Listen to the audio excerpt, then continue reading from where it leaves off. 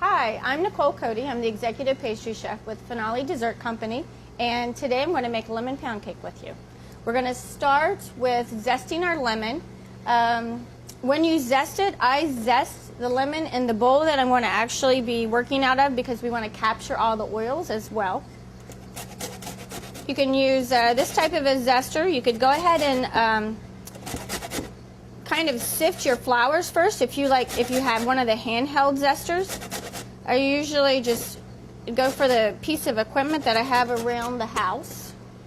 Save your lemons. Lemon juice is a beautiful thing to work with. And then make sure you use a rubber spatula to get everything out, to get all your oils out as much as possible and all of any of the zest itself that's clinging to your grater. I set that off to the side. And then I'm going to, this is part of the mise en place because whenever I start mixing, I want to have everything together to work with it. So I'm going ahead and sifting my flours. This is cake flour and all-purpose flour. We're going to sift that. Not only does it take out the lumps, but it also aerates the flour. I've got baking soda, and this is regular iodized salt, and baking powder. So that's our leaveners. And then we're just going to sift this. Push that off. So this is ready to go. And then I'm going to have a handheld mixer here. I want to hold my bowl in place. So wet towel's always key for that. Keeps it from moving all over your counter space. Little anchor. We're going to start with butter. This is actually salted butter, which is also a rare thing that I use. Again, butter is a key component. You can get a higher butter fat. Go for quality. Every single piece makes a difference in the end result. So if you use a high quality ingredient throughout the whole process, you're going to end up with a high quality product at the end. So we're going to start with butter. You want it a little soft, as you can tell. Shouldn't be really, really cold. It can, the colder it is, the longer it's going to take you to cream it. So a soft butter works best. And then we're going to add in our sugar to this. We just want to get this combined and kind of light and creamy.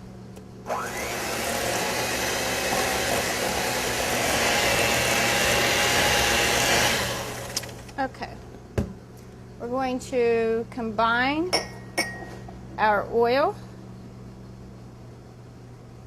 and our eggs and our vanilla.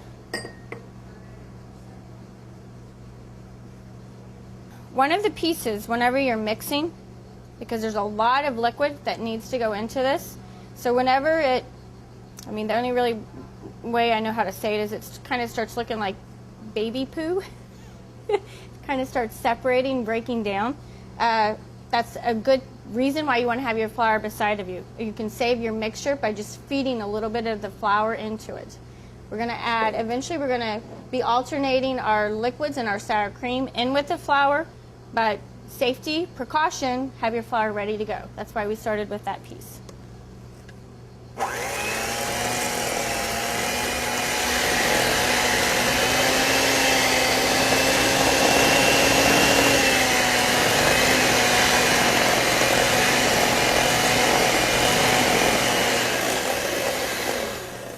So now that we've gotten this incorporated, we're going to start folding in all of our flour and our liquid ingredients.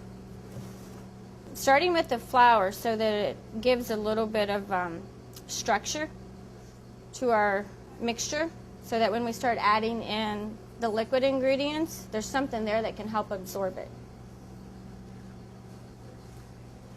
And you're not really folding to keep air in it in the mix, so you don't need to do the really gentle fold that you would do with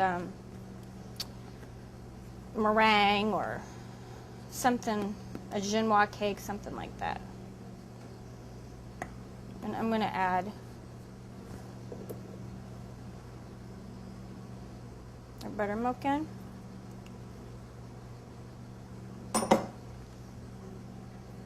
time. A little bit more flour.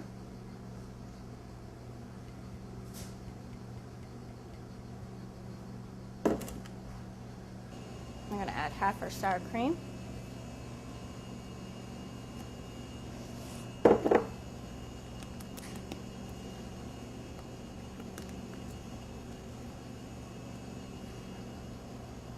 Rest of our flour. And the rest of our sour cream. Or the buttermilk and the sour cream obviously add flavor, as well as a reactive agent for the baking soda. But they also add, along with the oil, extra fat. So it really helps to give a lot of moisture to the cake itself. And that's it. So the only thing left to do is take our pan that we've sprayed. This is an 8-inch cake pan. Obviously you could make 6-inch. You could make little like muffins if you wanted to. And all we're going to do is pour it in here.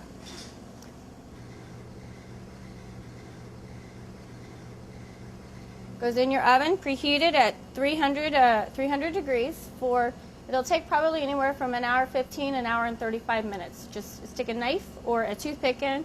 When it comes out clean, you're good to go. So we've taken our cake out of the oven and it's cooled now. You can touch it. You should be able to just, it might still be a little bit warm, which is good because it's soft to still get out. You don't want it to get really, really hard. So we're going to go ahead and invert this now. Just give it a little bit of wiggle. If you struggle a little bit, like I'm doing, take a spatula and release it from the sides. And a little bit more of a wiggle. It should come out just fine. Flip it over. And I lost a few pieces, but those are the good things to eat. And now we're going to put a lemon glaze on it. This is made with lemon juice, some confectioner's sugar, and for a little bit more richness, I add a little bit of milk to it as well.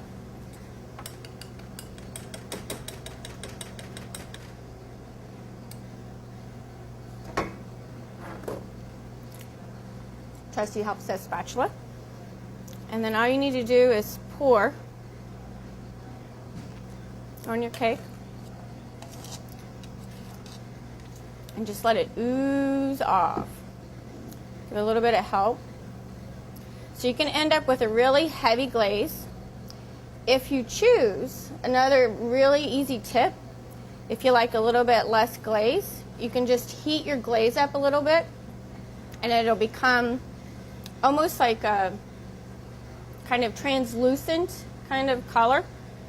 So you still get that you've glazed it, but you can see through it. It's like a sheen. It's really pretty. So now that we've got it all glazed and a beautiful little cake, we're ready to slice up and serve. But the first thing I put on the plate is the lemon curd because I want it to be abundant, to have a nice little puddle on the plate. So we start with that. Nice little puddle of lemon curd. I'm a lemon fan. I don't know if you can tell considering there's a lot of lemon on this plate. Nice bright flavor. Your cake is going to go right down inside of that. See, beautiful little puddle. I'm a fan of the like clean flavors. I'm a fan of being able to taste what you're supposed to taste. We put a little puddle of our blueberries on our plate. Very, very simple.